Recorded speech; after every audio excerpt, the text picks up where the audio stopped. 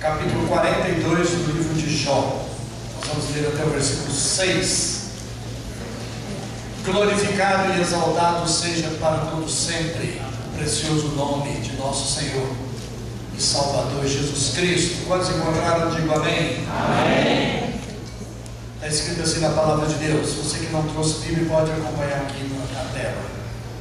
Então respondeu Jó ao Senhor dizendo: pensei que tudo podes. Digam todos: pensei que tudo podes. Pensei que tudo podes. Pensei que tudo podes e que nenhum dos teus propósitos pode ser impedido. Digam: nenhum dos teus propósitos pode ser impedido. Nenhum dos teus propósitos pode ser impedido. Glória a Jesus. Quem é este que sem conhecimento encobre conselho? Por isso relatei o que não entendia, coisas que para mim eram inescrutáveis e que eu não entendia. Escuta-me, pois, e eu falarei, eu te perguntarei, tu me ensinarás. Com o ouvir dos meus ouvidos ouvi, mas agora te veem os meus olhos. Glória a Jesus. Por isso me abomino e me arrependo no pó e na cinza. Glória a Deus. Agora feche seus olhos por um minuto, por favor. Ó Deus de amor e de bondade, querido Pai Celestial, Pai, nós te agradecemos porque o Senhor está no nosso meio. Ó Deus, e podemos com alegria te louvar, cantar hinos ao Senhor. Obrigado, ó Pai querido, agora pela Tua palavra que acabamos de ler. Podemos, Senhor, com alegria ler a Tua palavra. Ó Deus, e quero te pedir que o Teu Espírito Santo venha ministrar essa palavra em nossos corações. Fala, ó Deus, em nossos corações. Em nome de Jesus, nós queremos ouvir o Teu Espírito Santo falar conosco. Quantos querem ouvir Deus, digam amém. Amém. Deus já está falando. Amém. Foi colocado um elefante diante de 3 cegos e perguntaram para o primeiro: o que é um elefante? Como você define um elefante? E aí colocaram aquele cego para pegar na tromba do elefante. E aquele primeiro cego disse: olha, o elefante é uma grande cobra. E perguntaram para o outro, pediram para pegar levar o cego ali para pegar na perna, uma das pernas, das patas, né, do elefante. E perguntou para ele: o que é um elefante? E ele definiu o elefante como uma árvore. O elefante é uma árvore. Depois levaram o terceiro cego, a pegar ali nas costas e na barriga do elefante. O que é o elefante? Ele disse: o elefante é uma grande pedra.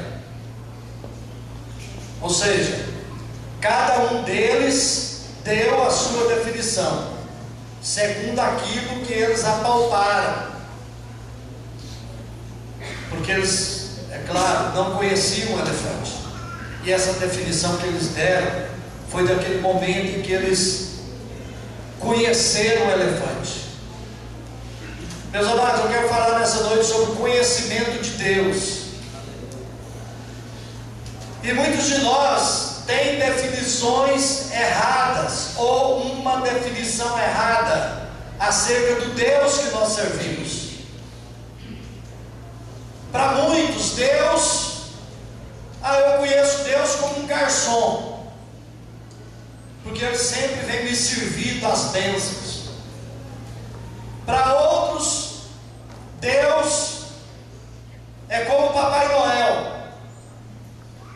Já para outros, principalmente antigamente, quando ensinava alguns hinos para as crianças, tipo aquele hino: cuidado, olhinho no que vê, cuidado, olhinho no que vê, o Salvador do céu está olhando para você. Cuidado, olhinho no que vê.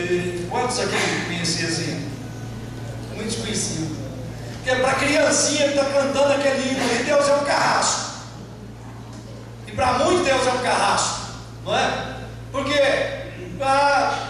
Deus está sempre castigando, né? Deus é um carrasco, e nada está certo na minha vida, só pode ser castigo de Deus. Então, amados, o conhecimento que nós teremos de Deus vai depender do nosso relacionamento com Ele. O conhecimento que teremos de Deus vai depender do nosso envolvimento com o nosso Deus. Deus é um Deus relacional. Deus é um Deus que ama gente, ama pessoas. Então Ele ama você, Ele nos ama. Então o conhecimento que nós teremos de Deus vai depender do nosso envolvimento com esse Deus amoroso, do nosso relacionamento com esse Deus relacional. O nosso conhecimento de Deus vai depender da nossa comunhão com Ele, da nossa intimidade com Ele. E isso não passa de pai para filho. Isso não passa de professor para aluno. Isso não passa de pastor para as ovelhas. Por quê? Porque é algo pessoal, é algo individual. Se eu quero conhecer Deus, eu tenho que me envolver com Ele, tenho que ter comunhão íntima com Ele, tenho que me relacionar com Ele, isso pessoalmente. E eu quero dizer também, queridos, que o conhecimento de Deus, ele não se adquire apenas através da leitura da Bíblia. A Bíblia nos revela Deus, a Bíblia é a revelação de Deus aos homens. Precisamos ler a Bíblia, precisamos conhecer a Bíblia, porque através dela nós temos conhecimento de Deus, mas não basta. Não basta apenas lermos a Bíblia, porque muitos que ficam apenas lendo a Bíblia adquirem apenas o conhecimento intelectual de Deus. Eu conheço pessoas que sabem livros inteiros da Bíblia de cor, mas não são servos de Deus, não conhecem o Deus vivo e verdadeiro, o Deus amoroso. Nós não poderemos também conhecer Deus somente através de ouvirmos sobre Deus, de ouvirmos o pastor pregar, o pregador pregar, ou seja, nos púlpitos das igrejas, ou pela televisão, ou mesmo pelo rádio, ou adquirindo um CD, um DVD, apenas de ouvir falar sobre Deus. Nós não vamos conhecer a Deus somente assim. Meus amados, a Bíblia fala aqui em Hebreus, nos diz que nós devemos com ousadia entrar no Santo dos Santos, pelo novo e vivo caminho que Jesus Cristo consagrou por nós, pela sua carne, que foi pregada lá na cruz do Calvário, pelo seu sangue derramado. Jesus Cristo inaugurou o caminho que nos leva a Deus. Como que através do véu, o escritor aos Hebreus diz, por que através do véu? Porque no tempo da lei existia um templo, e lá no templo tinha um lugar, o átrio, que era em volta do templo. Dentro do templo tinha um santo lugar, onde entravam os sacerdotes, e entre o santo lugar e o santíssimo lugar tinha uma cortina, um véu. E diz a palavra de Deus que quando Jesus Cristo expirou lá na cruz do Calvário, antes de expirar ele diz, está consumado, e expirou, morreu. Diz a palavra de Deus que o véu do templo rasgou de alto a baixo, porque no lugar santíssimo estava a arca de Deus, que representava a presença de Deus. Então o que isso significa? Que o véu do templo foi rasgado. Hoje todo aquele que exerce fé em Jesus Cristo pode entrar lugar e ter experiências inefáveis com Deus. Amém? Glória a Jesus. Então, amados, a experiência ou o conhecimento de Deus, ele não se adquire também somente através da oração. Nós precisamos orar muito. Às vezes você já ouviu alguém dizer assim, e eu estou orando muito? Quem falar nisso, eu acho até um pouco de soberba, porque a gente nunca vai orar muito.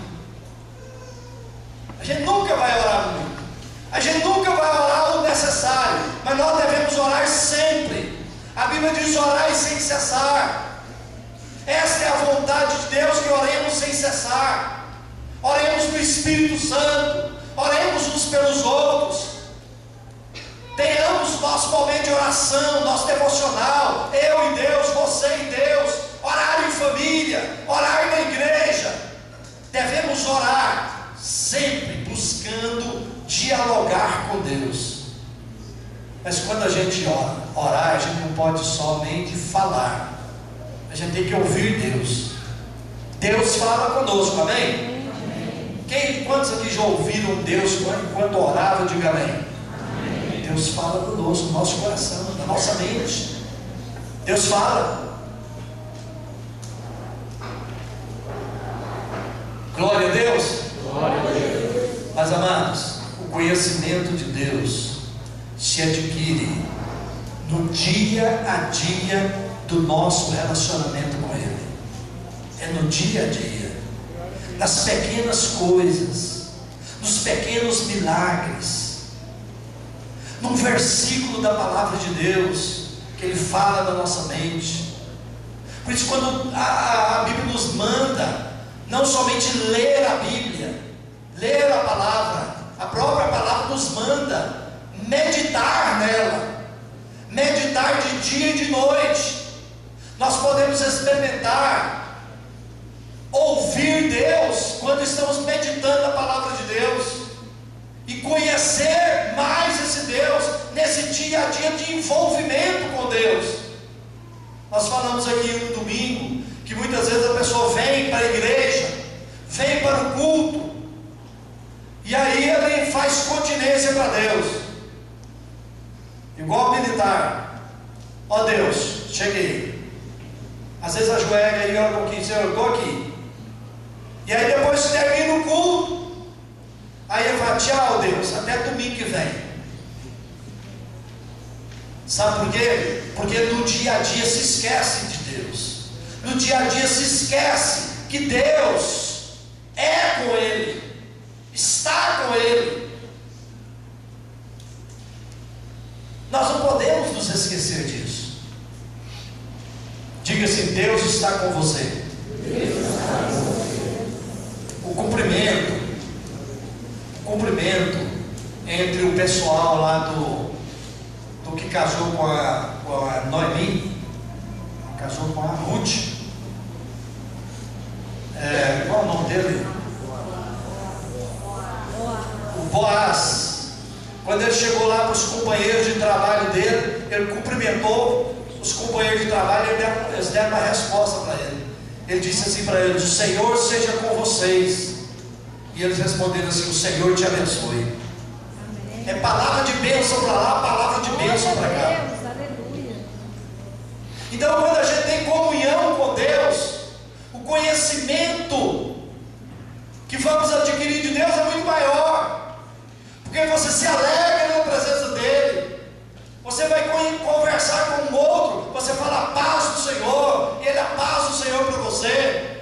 Hoje na primeira ceia eu falei para os irmãos: olha, se você quiser trocar o seu cálice com alguém, troque o seu cálice, mas junto com essa troca do cálice com o outro, ministre uma palavra de bênção. Fala para a pessoa assim: Deus te abençoe. Fala para a pessoa assim: Deus é contigo. Fala para a pessoa assim: Deus quer te dar vitória. Aleluia, Jesus. Glória a Jesus. Glória. Amados, Deus quer de nós um maior envolvimento com Ele, um maior relacionamento com Ele. Jesus Cristo queria tanto isso com os discípulos, que ele disse para os discípulos assim: olha, eu já não vos chamo mais servos, mas eu vos chamo de amigos, porque o servo não sabe o que faz o seu senhor, mas eu chamo vocês de amigos, porque tudo que o meu Pai tem me falado, eu estou falando para vocês, eu estou contando para vocês. Queridos, que coisa linda, Jesus Cristo poder falar assim: o João meu amigo, o Tiago meu amigo, o Mário meu amigo, a Maria minha amiga, amigos de Deus, amigos de Jesus. Quantos querem chegar a esse nível? Diga amém. Amém. Eu também quero. Eu escrevi uma mensagem no informativo, e o título é Insatisfação. Eu escrevi ali que está havendo uma insatisfação muito grande do povo brasileiro. O povo brasileiro já estava insatisfeito com corrupção, agora está muito insatisfeito com a realização da Copa. Grande parte dos brasileiros está insatisfeito, não propriamente com a Copa, poderia se realizar em outro país, mas veio para o Brasil e os gastos são de bilhões de reais, enquanto que a saúde, a segurança e a educação estão no caos, precisando de recursos. Então eu disse que é normal, escrevi que é normal essa insatisfação, e até nós cristãos evangélicos estamos também insatisfeitos com isso. Agora, o que eu estou fazendo? Qual a minha ação ou as minhas ações diante dessas insatisfações? Nós temos que orar pelo Brasil, e se puder protestar pacificamente, vamos protestar pacificamente, mas não podemos deixar de orar pelo Brasil. Agora, amados, nós podemos estar insatisfeitos com muita coisa, mas uma das nossas principais, escute o que eu estou falando aqui, por favor, uma das nossas principais insatisfações tem que ser com o nível de conhecimento que nós temos de Deus. Qual o conhecimento que você tem de Deus? Que nível que está? Nós precisamos estar insatisfeitos com isso, irmãos, de gerar em nós alguma ação para melhorar isso, buscar experiência com Deus, buscar um crescimento espiritual, buscar conhecimento de Deus, porque é o que nós mais precisamos, de conhecer o nosso Deus, não como um garçom, como um Papai Noel, como um carrasco, mas como um Deus amoroso, um Deus que cuida de nós, um Deus que está em nós, um Deus que quer trabalhar o nosso caráter, um Deus que quer nos usar na seara dele, na obra dele, para abençoar gente, para abençoar pessoas. Deus quer abençoar o Brasil, mas depende de mim, de você e da igreja de Jesus nesse país.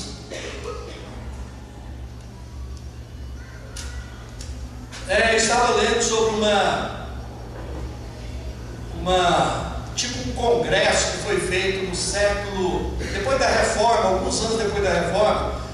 A reforma foi no século XVI, essa conferência foi realizada no século XVII, por volta do ano de 1650, lá em Londres, na Inglaterra, porque Inglaterra era um país reformado, era um país cristão evangélico, e os cristãos queriam mudar alguma coisa para melhorar a questão da igreja na Inglaterra, e o rei não queria. Então 120 das melhores cabeças da Inglaterra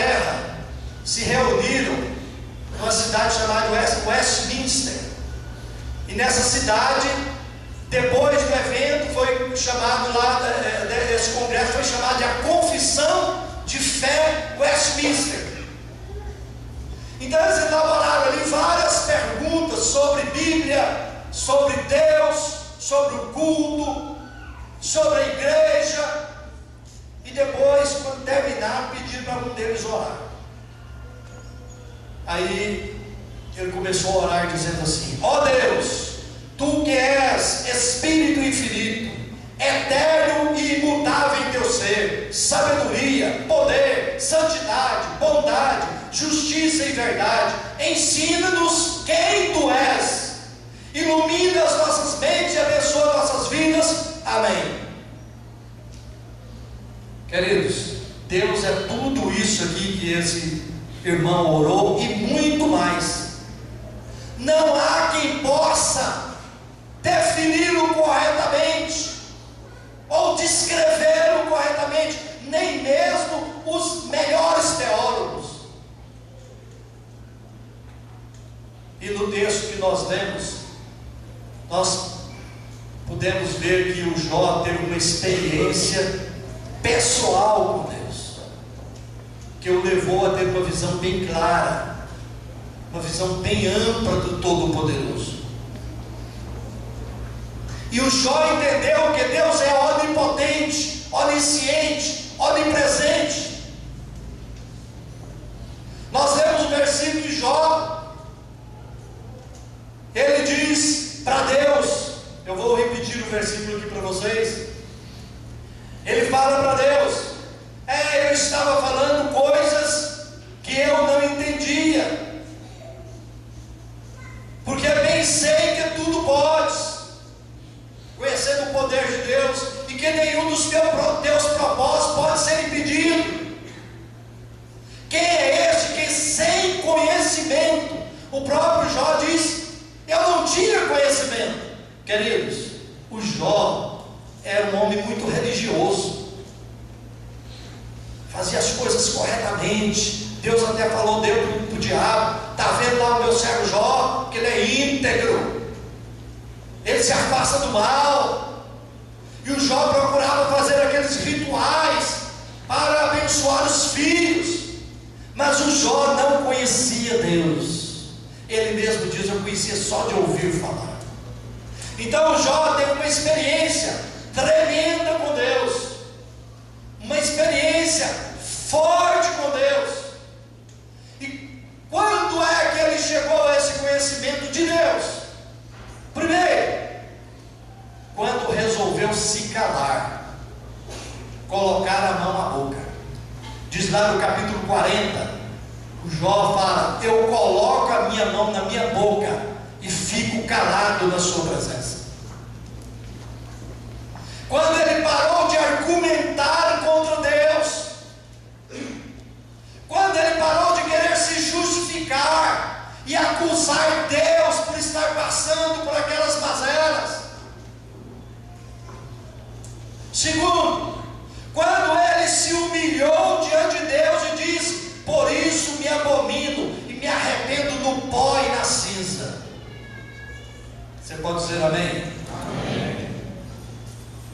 Sabe, queridos, quando o nosso conhecimento de Deus vai deixar a superficialidade e passar a ser real? Sabe quando nós vamos passar do conhecimento de Deus de apenas de ter ouvido falar e termos realmente experiências concretas com Ele? E como disse Jó: agora meus olhos te veem, e nós possamos também contemplar isso. Primeiro, quando pararmos de murmurar contra Deus, quando pararmos de justificar a nós mesmos, quando pararmos de colocar a culpa em Deus por não termos tido sucesso nisso ou naquilo, quando pararmos de murmurar e dizer: Deus não podia ter feito isso, Deus tem que fazer isso para mim. Tem pessoas que dizem o seguinte: já falaram para mim, talvez até falou para você também: pastor, eu estou numa situação aí que Deus tem que fazer isso para mim. Deus não tem que fazer nada para ninguém não, queridos. obrigação nenhuma de nos abençoar. Ele nos abençoa porque é misericordioso, é benigno, é compassivo. O seu amor é largo, é profundo, é alto. Aleluia. Então nosso conhecimento de Deus vai crescer quando nós passarmos a olhar Deus, entender, procurar entender, não entender Deus, mas entender aquilo que Ele quer fazer em nossas vidas, ou através de nossas vidas. O Jó foi ter conhecimento de Deus quando estava lá no pó, quando estava lá na dor, quando estava lá na enfermidade, quando estava lá desprezado pelos amigos e pelos parentes. É a própria mulher dele diz: amaldiçoa esse Deus e morra. Aí ele pôde entender, conhecer Deus, entender que Deus queria mudar a vida dele, Deus queria transformar a vida dele. Ou você pensa ou acha que Deus não pode fazer aquele milagre que você pede, fazer a obra da sua esposa, ou a obra do seu marido, ou aquele projeto seu, há tantos anos você ora. Será que Deus não pode? Deus pode, sim ou não? Sim. Sim, Deus pode. Então, amados, a única forma que o homem, nós os homens, temos para conhecer Deus é através da própria revelação de Deus para nós.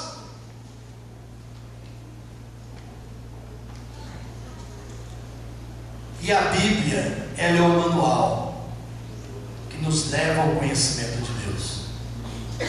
Se nós procurarmos conhecer as experiências que as pessoas aqui tiveram, como o próprio Jó, e aí ele diz aqui: então eu me arrependo no pó e na cinza.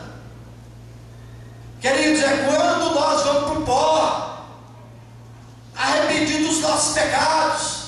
E é aí que o Salmo 90 diz, Salmo 90 está escrito o seguinte: Deus reduz o homem ao pó. Moisés escreveu isso. Aí depois diz: tornai-vos para mim filhos dos homens. O Nicodemos, ele conhecia Deus só de ouvir, e depois aparece Jesus de Nazaré pregando, e ele começa a ouvir das coisas que Jesus de Nazaré estava fazendo, os milagres e as palavras também. Aí ele foi lá conhecer de perto Jesus de Nazaré. E quando ele chegou lá, ele fez elogios para Jesus: mestre, ninguém pode fazer esses milagres que tu fazes se Deus não estiver com ele. E Jesus nem tchum para aquela palavra, nem tchum. Jesus já foi logo dizendo para ele: se alguém não nascer de novo, não pode ver o reino de Deus. Aí o Nicodemos não esperava aquela palavra, mas respondeu bem sinceramente para Jesus, e disse: como pode um homem sendo velho nascer segunda vez? Pode porventura voltar ao ventre da sua mãe e nascer segunda vez? Aí Jesus disse: olha, aquele que é nascido da carne é carne, mas aquele que é nascido do Espírito Santo é Espírito. Se alguém não nascer de novo, não pode entrar no reino de Deus. Então, queridos, deixa eu falar uma coisa para vocês. O nosso conhecimento de Deus começa quando nós nascemos de novo, da água e do Espírito. Começa.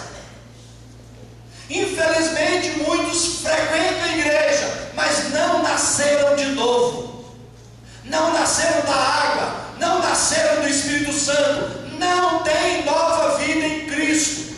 Então, quando eu disse, o nosso conhecimento de Deus começa ali. E é aí que a Bíblia diz, Oséias escreve no capítulo 6 dizendo: conheçamos e prossigamos em conhecer o Senhor. Escutei 3, aleluia. A experiência do novo nascimento. Sabe por quê, queridos? Porque o apóstolo Paulo escreveu aos Coríntios, capítulo 2, versículos 6 e 16. Ele diz lá que o homem natural não pode compreender as coisas do Espírito. Os apóstolos não entendiam muita coisa que Jesus estava falando. Tanto é que depois de Jesus ressuscitado, apareceu para eles e eles perguntaram: Senhor, é agora que o Senhor vai restaurar o reino de Israel? Israel era escravo de Roma. Será agora, nesse tempo, o Senhor vai restaurar? Não tinha entendido nada. 3 anos e meio não entenderam nada. Aí Jesus disse: olha, isso aí compete a Deus. Tempos e épocas compete a Deus. Mas vós recebereis a virtude do Espírito Santo e sereis testemunhas, tanto em Jerusalém, na Judéia, Samaria e até os confins da terra. Ou seja, depois que vocês receberem o Espírito Santo de Deus, aí vocês vão compreender o tempo de Deus, as coisas de Deus, e vão conhecer o Deus Todo-Poderoso. Glória a Jesus. Nos versículos 1 e 2, o Jó entendeu que Deus é onipotente. Jó pôde chegar a essa conclusão, porque Deus mostrou para ele muitas provas do seu poder. Estamos no capítulo 38.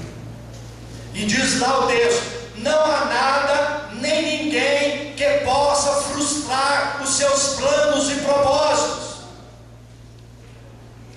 Amados, se Deus tem promessa para a sua vida, não tem espírito maligno, não tem demônio, não, o inferno inteiro não vai impedir aquilo que Deus tem para fazer na sua vida, aquela promessa que Deus vai entregar para você, aquela bênção que Deus vai entregar.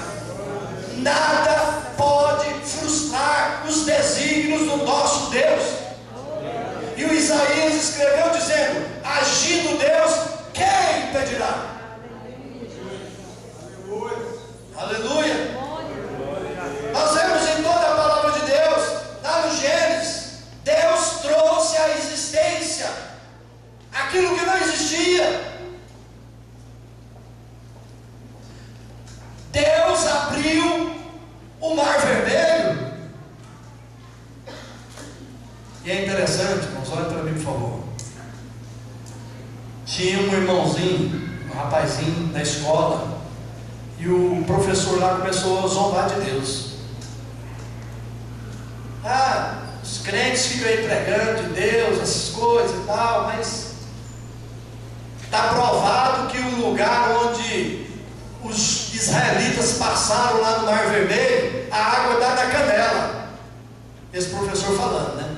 Isso não está provado não, tá? O professor que falou lá. E aí o aluno crente lá falou assim: glória a Deus! Todo mundo olhou para ele, e o professor até quis zombar dele, falou assim: que glória a Deus! Eu estou falando uma coisa aqui, vocês os crentes falam aqui que o mar se abriu e o povo passou a seco. Você está falando glória a Deus? Aí aquele irmão falou assim: eu estou falando glória a Deus porque a Bíblia fala que nessa água que o senhor está falando aí que deu na canela, afogaram todos os egípcios, os carros e o cavalo, tudo afogou lá. Nessa água da canela.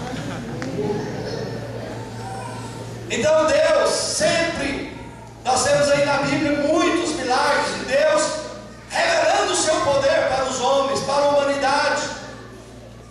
Nós vemos também que um gigante foi derrubado com uma pequena pedra, tipo um estilingue. Tem mais força que o estilingue, né? Aquele negócio que roda assim, soltou o gigante, caiu. Um grande peixe engoliu Jonas, e depois vomitou na praia. Não foi na praia de Nínive não, hein? Porque Nínive não tinha praia não. Vomitou numa praia, que eu já ouvi pregador, e o grande peixe vomitou o Jonas na praia. Mas Nínive tem praia. Agora, se tivesse escrito na Bíblia que o Jonas que tinha engolido um grande peixe, eu também acreditaria. Porque está na Bíblia. Está na Bíblia. E a Bíblia não contém mentira. A Bíblia, ela se completa. É a palavra de Deus, amém, irmãos? Amém. Jesus Cristo nasceu de uma virgem. Ela não teve relação com o homem. Ela ficou grávida do Espírito de Deus. Está na Bíblia, eu creio. Aleluia. Esse é o poder de Deus. Jó entendeu que Deus é todo poderoso. Aleluia! Deus é todo poderoso. Nada pode frustrar os planos de Deus. Jó também entendeu. Ele diz: tudo sabe, Senhor. Entendeu que Deus é onisciente. O Salmo 139 fala: quando a palavra chegou na minha boca, Deus já sabe. Diz o Salmo 139: os teus olhos, ó Deus, me viram a substância ainda informe. No teu livro foram escritos todos os meus dias, cada um deles escritos e determinado, quando nenhum deles havia ainda. Aplauda o Senhor.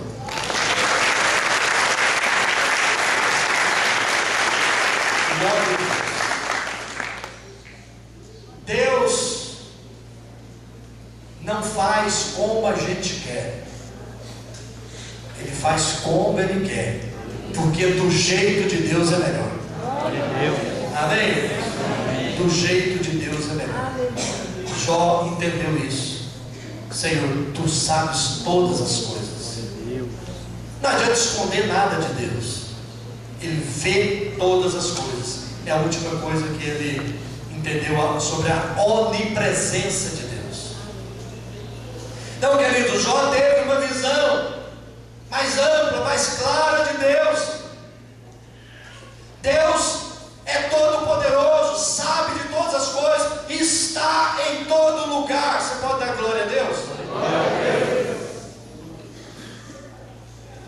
Glória a Jesus. Então, amados, Deus quer que nós busquemos mais conhecimento dEle. O apóstolo Pedro, que era um dos mais incultos dos apóstolos, ele escreveu duas cartas, e numa delas eu gosto da humildade do Pedro. O Pedro ele escreveu dizendo assim: olha, procurem ler as cartas do amado irmão Paulo, porque tem umas coisas lá difíceis de entender. O Pedro escreveu. Procure observar lá.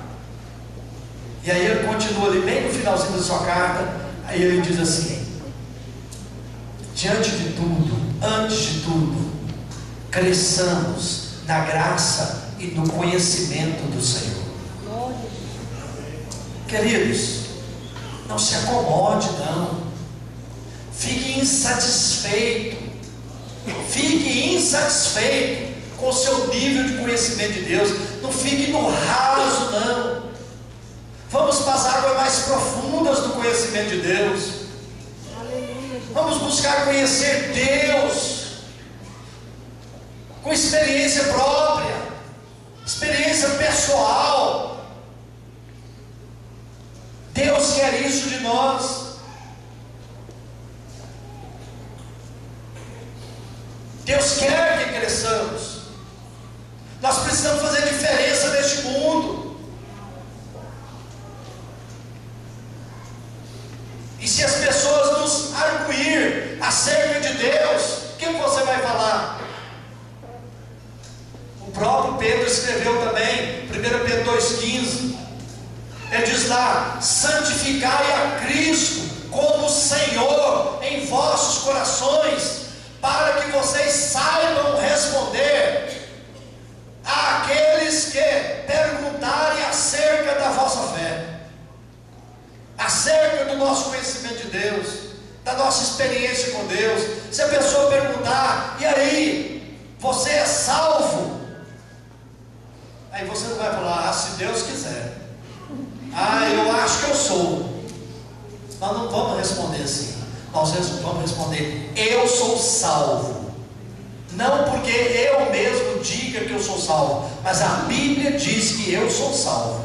Se eu estou em Cristo, eu tenho garantido a minha salvação. Jesus comprou a minha salvação lá na cruz do Calvário.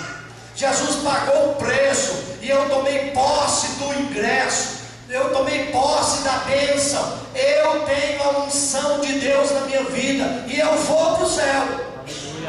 E se Jesus voltar agora para arrebatar a igreja, eu vou ser arrebatado. Vocês só vão ver aqui meu paletó, meu relógio, meu sapato aqui no chão. Glória a Deus. Vai ver não? Ninguém vai ver, mas eu creio que vocês vão subir também. Igual aquele irmão perguntou, né? Quando Jesus voltar, vocês vão ficar alegres? A maioria da igreja: eu vou. Eu faço, eu não vou ficar alegre, eu vou subir alegre. Meus amados, Ele está aqui. Está escrito em Apocalipse que Ele passeia no meio da igreja.